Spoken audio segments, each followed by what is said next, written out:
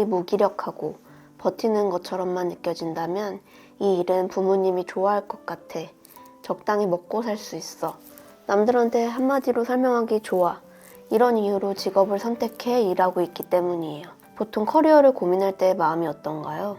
하루하루가 급해요. 주변 친구들은 다 일하고 있는데 나만 제자리인 것 같아서 뭐라도 해야 할 것 같은 기분이 듭니다. 요즘 뭐하고 지내? 이런 말이 제일 듣기 싫고 점점 줄고 있는 잔고를 보는 것도 무섭죠. 결국 급한 마음에 빨리 나를 안전한 상태로 만들어줄 수 있는 일, 다시 말해 머리가 원하는 일을 하게 되는 거예요. 물론 머리가 원하는 일을 하고 안전을 확보하는 것도 필요할 때가 있죠. 어쨌든 집세도 관리비도 나가야 되고 내가 먹여 살려야 할 가족이나 고양이가 있을 수도 있으니까요. 하지만 머리가 원하는 일만 해서는 결코 내가 이 세상에서 할 일은 이거야 하는 확신을 갖지는 못할 거예요. 돈이 된다, 주변 사람들이 알아준다 같은 장점들은 조금만 일을 하다 보면 당연해져요. 그리고 무엇보다 남들은 내가 하는 일에 사실 별로 관심이 없다는 것도 깨닫게 되고요. 그래서 머리가 원하는 일을 하다 보면 현타가 오는 순간을 자주 경험하게 됩니다.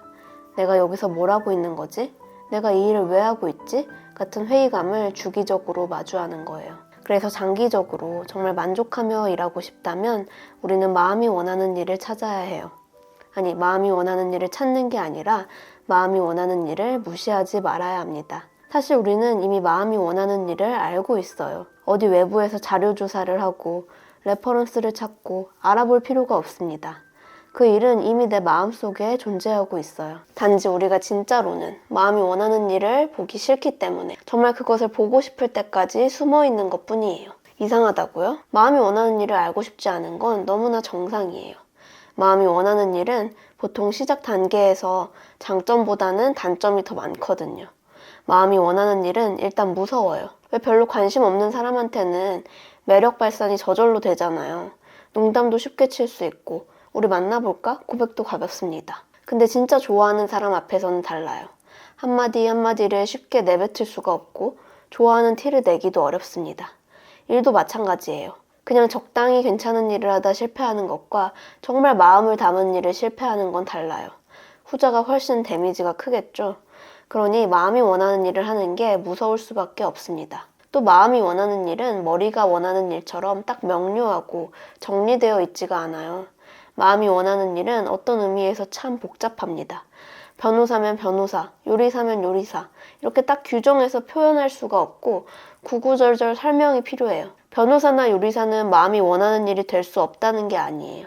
다만 마음이 원하는 변호사나 마음이 원하는 요리사는 명사로 끝나지 않아요. 어떤 사람들을 어떻게 변호하는 변호사랄지 어떤 식당에서 어떤 요리를 하는 요리사처럼 이런저런 디테일과 부가 설명이 필요합니다. 정리하자면 마음이 원하는 일은 명사보다는 동사에 가까워요. 그래서 그걸 내 스스로 한마디로 정리하기도 쉽지가 않고 남들에게 설명하거나 표현하기에도 어려운 부분이 있습니다. 그래서 TV나 유튜브에 자기만의 일을 하는 사람들이 나오면 이런 얘기를 자주 해요. 어쩌다 보니 이 일을 하게 됐어요. 그건 그 사람들이 단숨에 그 일을 지금처럼 하게 된 게 아니라 점차 자신에게 맞는 모양으로 만들어갔다는 뜻이에요. 이렇게 마음이 원하는 일은 진입장벽도 높고 남들에게 쉽게 인정받기도 힘들 수 있지만 독보적인 장점이 있습니다. 내 마음에서 피어난 일은 몸에 딱 맞는 옷을 입은 것처럼 자연스럽고 편안하다는 거예요. 마치 예전부터 그 일을 해왔던 것처럼 숨을 쉬듯 자연스럽기 때문에 같은 일을 오랫동안 할 수 있어요. 내가 이 일을 한 지가 벌써 이렇게 됐나? 생각이 들 정도로 시간이 빨리 흘러가고 경력도 쉽게 쌓입니다. 그럼 문제는 이런 일을 도대체 어떻게 찾느냐는 건데요. 오늘은 내가 원하는 일을 발견할 수 있는 3가지 질문을 준비했어요. 한번 들어보시면서 천천히 내 마음이 원하는 건 무엇일까 느껴보세요. 첫 번째 질문은 내 인생에서 가장 고통받은 일은 무엇이었나? 인데요. 우리가 살면서 가장 고통스러웠던 부분이 무엇이었는지, 힘들었던 순간이 언제였는지를 떠올려 보는 거예요. 왜냐하면 우리가 깊이 고통받았던 부분은 그만큼 내가 예민하게 느낄 수 있는 부분이고, 예민하게 느낄 수 있다는 건 그만큼 남들보다 깊이 있게 다룰 수 있는 부분이기 때문이에요. 예를 들면 스피치 강사는 스피치를 가장 잘하기 때문에 스피치 강사가 된 게 아니에요. 스피치를 못했을 때 남들보다 크게 속상했기 때문에, 창피를 느꼈기 때문에 스피치를 연마해서 강사가 된 사람이 많아요. 자기계발서를 보면 자수성가한 사람들이 가난의 아픔, 열등감을 많이 느꼈던 에피소드가 나오죠. 그만큼 돈이 없는 것에 대해 고통을 심하게 느꼈기 때문에 이에 예민해졌고, 그렇게 예민해진 만큼 섬세하게 비즈니스와 돈 버는 법에 몰두할 수 있게 되는 거예요. 저 역시 마음을 이 세상에서 제일 잘 알아서 마음에 대한 콘텐츠를 만드는 게 아니라 마음이 제일 어려운 사람이었기 때문에 고민하고 고민하면서 마음에 대한 채널을 만들게 됐고요. 그래서 내가 고통을 심하게 느끼는 부분은 무엇인가, 내가 유독 힘들어하는 부분은 무엇인가를 살펴보면 거기에서 의외의 잭팟을 찾을 수 있어요. 강한 부정은 강한 긍정인 것처럼 여러분이 땅굴 속으로 깊이 있게 들어간 부분에서 가장 높은 건물을 세울 수 있습니다. 두 번째로 질문하고 싶은 건 누가 시키지 않아도 이미 매일 하고 있는 일은 무엇인가입니다. 사람은 솔직한 동물이에요.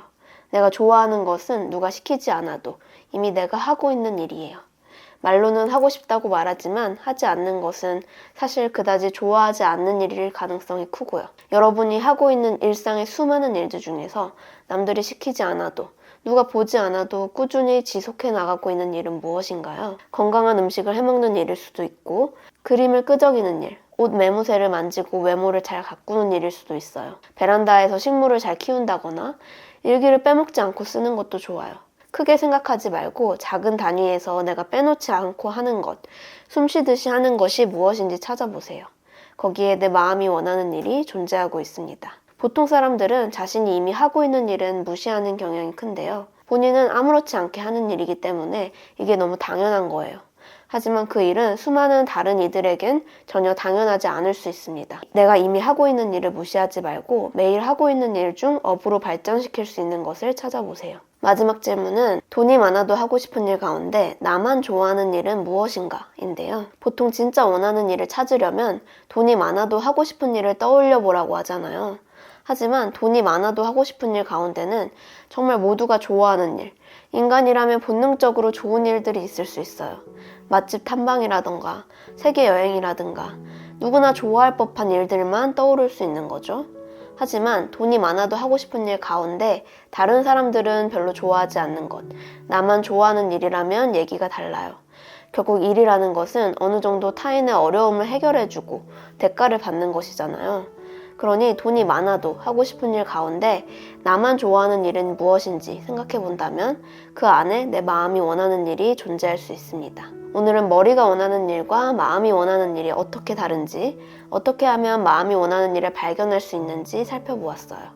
모두가 마음이 원하는 일을 찾아야 한다거나 그것만이 의미 있는 인생이다, 이런 말을 하고 싶은 건 아니에요. 살다 보니까 누구나 다 자신이 하는 일에 큰 의미를 부여하며 사는 건 아니더라고요. 하지만 적어도 내가 그런 사람이라면 포기하지 않고 마음이 원하는 일을 찾아보면 좋겠죠. 아마 여러분이 마음이 원하는 일을 발견한다 해도 당장 그 일에 뛰어들 수 있는 여건이 되지 않을 수도 있어요. 그래도 괜찮습니다. 기본적으로 내가 지금 하고 있는 일, 내 눈앞에 있는 일도 내가 알지 못하는 마음, 무의식이 원하는 일이에요. 지금 맡은 일을 통해 풀어내야 할 부분, 해소해야 할 마음이 있기 때문에 이런 일이 찾아온 거니까요.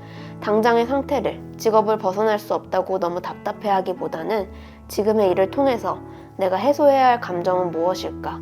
어떤 부분을 깨달아야 이 단계를 졸업할 수 있을까? 고민해보세요. 예를 들어 어떤 일도 하지 못하는 무직 상태라면 왜 나는 이 무직 상태가 가장 편안할까? 생각해봅니다.